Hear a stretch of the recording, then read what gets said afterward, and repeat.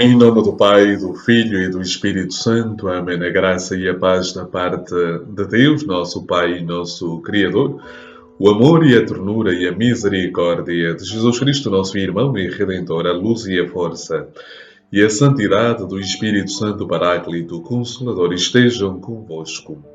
Bendito seja Deus que nos reuniu no amor de Cristo. Caríssimos irmãos e irmãs, sejam todos muito bem-vindos ao programa Palavra para o Teu Dia da Comunidade Lux Divina.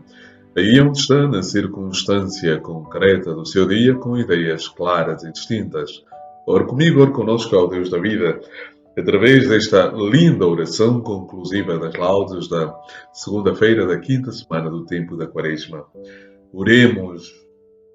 Senhor nosso Deus, cuja infinita bondade nos enche de bênçãos, concede-nos a graça de iniciar uma vida nova, que nos prepare para a glória do vosso reino. Por nosso Senhor Jesus Cristo, vosso Filho, que é Deus e convosco, vive e reina na unidade do Espírito Santo por todos os séculos dos séculos. Amém. Caro irmão e cara irmã, na circunstância concreta do seu dia, como acabei de dizer, vamos proclamar o Evangelho deste dia, extraído de São João, capítulo 8, versículos de 1 a 11. Foi a leitura de ontem que proclamamos na missa de ontem, para quem foi a missa do quinto domingo do tempo da Quaresma. Jesus foi para o Monte das Oliveiras. De madrugada apareceu outra vez no templo, e todo o povo ia ter com ele. Sentou-se então e pôs-se a instruí-los. Entretanto, os escribas e os fariseus trouxeram-lhe uma mulher apanhada em adultério. E depois de a colocarem no meio, disseram-lhe: Mestre, esta mulher foi apanhada em flagrante adultério. Ora, Moisés, na lei, mandou-nos apedrejar tais mulheres. E tu que dizes? Isto diziam eles para lhe armarem uma cilada, a fim de terem de que o acusar. Mas Jesus, inclinando-se, pôs-se a escrever no chão com o dedo. Como persistissem em interrogá-lo, ergueu-se e disse-lhes: Quem de vós estiver sem pecado, seja o primeiro a lançar-lhe uma pedra. E inclinando-se novamente, recomeçou a escrever no chão. Eles, porém, quando isto ouviram, foram saindo um a um, a começar pelos mais velhos. E ficou só Jesus com a mulher que continuava ali no meio. Jesus ergueu-se e disse-lhe: Mulher, onde estão eles? Ninguém te condenou? Ela respondeu: Ninguém, Senhor. Nem eu te condeno.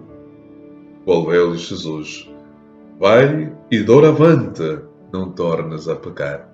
Palavra da salvação. Glória a vós, Senhor, por este santo Evangelho. Perdoai-nos, Senhor. A alegria do Senhor é a nossa força. Caríssimos irmãos e irmãs, olhando para este Evangelho, na minha perspectiva, podemos meditar três pontos. Três pontos que, de certa forma, ajudam-nos a perceber a mensagem que este Evangelho nos traz. E o primeiro ponto é percebermos que Jesus é misericordioso. Jesus é misericordioso. Jesus encarna em si, ou melhor, não vou dizer que encarna, Jesus transparece aquilo que traz dentro de si para a humanidade, ou seja, aquilo que Jesus realiza neste Evangelho é algo que ele traz dentro de si. Como não recordar a palavra de Deus, o próprio Jesus, quando diz que a boca transborda da abundância do coração. Portanto, Jesus, que é misericordioso, ou seja, que revela um gesto misericordioso, olhando para a primeira personagem desse texto, que é Jesus, Jesus revela literalmente a misericórdia de Deus. Não condena a mulher, mas também não ignora o pecado cometido por ela. Por isso Jesus convida a uma mudança e uma vida nova. E aqui percebemos literalmente o que nos lembra que Deus ama a humanidade, ama o ser humano, ama cada um de nós na circunstância concreta de cada um, como costumo dizer. Jesus tem esta atitude, tem ia usar aqui uma expressão italiana, questo atteggiamento. Jesus tem este comportamento, esta maneira de ser e de estar, que revela realmente a misericórdia. Jesus é misericórdia, portanto, Aquilo que ele transmite é a misericórdia, é o amor que vai ao encontro, é o amor que é compreensivo, é o amor que revela o amor de Deus. E, portanto, esta é a primeira realidade. A segunda ideia, que sob maneira desperta-nos o texto, é que somos convidados a não julgar os outros. Sim, eu sou convidado a não julgar. Eu ontem dizia isso nas Eucaristias. Nós somos convidados a não julgar o próximo, a não julgar o outro.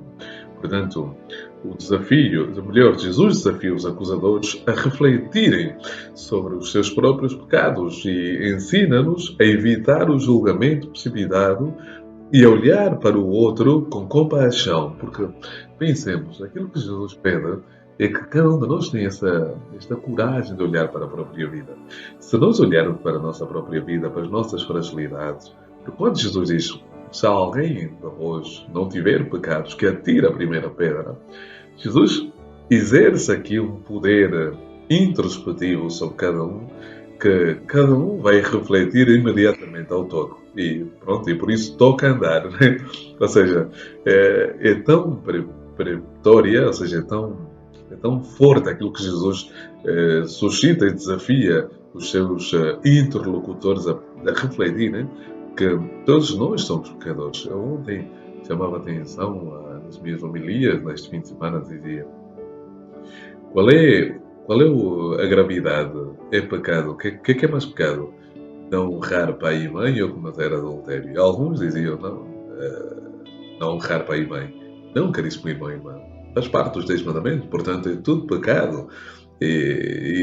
Portanto, quando Jesus resume os mandamentos em amar a Deus e ao próximo, não é por acaso. Portanto, quando eu não amo ao próximo, é tão pecado como o desrespeito ou não cumprimento dos outros 10 mandamentos, dos outros 9 mandamentos. Portanto, devemos ter isso bem presente, perdão, na nossa consciência. Portanto, aquilo que Jesus faz é que cada um de nós possa reconhecer a própria fragilidade. O Senhor leva-me a ter consciência que eu sou frágil. Eu sou. E o bonito nesse texto é que o povo todo ia ter com Jesus, porque diz o texto aqui que nos diz, todo o povo ia ter com Jesus. Sabemos que a mulher não foi ela própria a ter com Jesus, foi levada à presença de Jesus. Portanto, foi um encontro e aqui introduzimos o último ponto da nossa reflexão, foi um encontro transformador. Em que sentido? Foi uma nova oportunidade. Ou seja, Deus concede uma nova oportunidade. Age através destes homens que eram os fariseus, que se julgavam melhor do que os outros e colocavam-se numa posição de superioridade moral, ética, religiosa em relação aos outros. Mas aquilo que Jesus, sob maneira, desperta através desta leitura em nós, é que nós não temos o direito de julgar. Mas atenção, com isso não queremos dizer que não podemos indicar o caminho de Jesus aos nossos irmãos. Porque Jesus também é claro quando diz à mulher, nem eu te condeno, nem eu te condeno. Mas, aqui a cláusula, aqui, como diz em italiano, la particella fundamental fundamental no sentido do desenrolar da continuidade desse texto. Mas vai e não voltes a pecar, e não tornes a pecar. Ou seja, a minha pergunta, que foi retórica nas Eucaristias de ontem, deste fim de semana, era: será que esta mulher não voltou a pecar depois de ter sido perdoada por Jesus? E toda a gente, algumas diziam que não, mas eu digo que sim, voltou a pecar.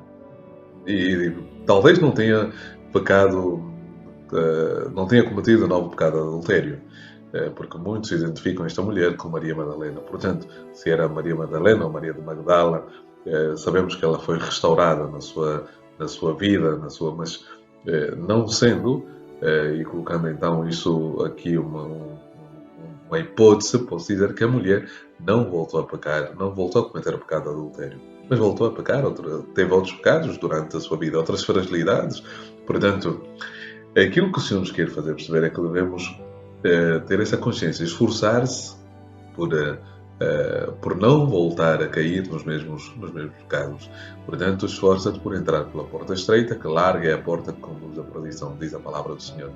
Não é a questão de que já não pecaremos nesta vida, mas é a atitude que eu assumo diante da palavra do Senhor. Abraçar Jesus como meu Senhor e Salvador, esforçar-me por viver a sua palavra, amá-lo de todo o meu coração, amar o próximo, amar a Deus e ao próximo com todo o meu coração, com todo o meu entendimento e com todas as minhas forças. E isso então fará com que eu perceba a misericórdia do Senhor, que eu julgue menos os outros e que eu dei sempre a oportunidade ao outro de recomeçar e refazer a sua vida. Meu irmão e minha irmã, estas palavras podem ser perfeitamente aplicadas no nosso dia a dia, nas nossas relações interpessoais, mesmo não no contexto deste texto que acabamos de ouvir, mas podemos aplicar em tantos casos a misericórdia, a questão de não julgarmos, de não propagarmos as notícias más que ouvimos, não sermos anunciadores de desventuras, ou seja, de coisas más, e percebermos que o outro merece sempre uma nova oportunidade. O Senhor esteja convosco, Ele está no meio de nós. Abençoe-vos Deus Todo-Poderoso, o Pai, o Filho e o Espírito Santo. Amém. A alegria do Senhor e a nossa força. Amém.